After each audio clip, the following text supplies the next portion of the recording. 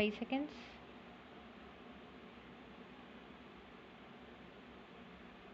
Commence. The House will remember that when this matter came up on the earlier motion to appoint a joint committee, we had a fairly full and profitable discussion in this House. As a result, the House agreed to send this bill to a joint committee. The other House went a step further and unanimously agreed to send it to the joint committee.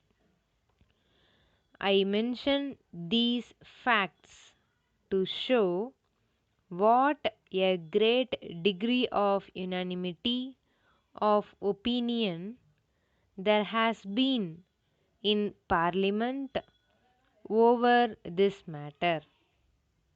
One would imagine sometimes reading or hearing some criticisms made outside this House that this was a measure over which opinion was rent in twain, that it was a highly controversial measure which proposed something very extraordinary.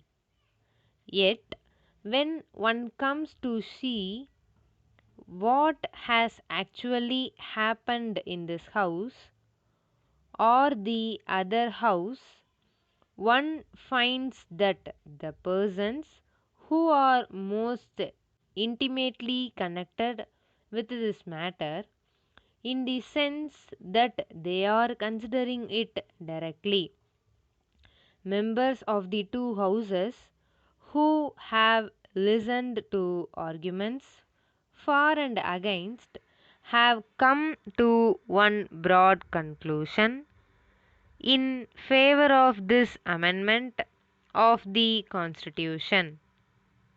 This should be remembered because an attempt is made outside Parliament, of course, to create a contrary impression. I am not saying anything secret when I say that the proceedings of the Joint Committee were remarkable for their cooperative approach to this problem. It was an understanding approach and a near unanimous approach. In fact, the bill as it has emerged from the Joint Committee might almost be considered to represent the views of almost every member of the Joint Committee, which consisted of people of various parties and various views.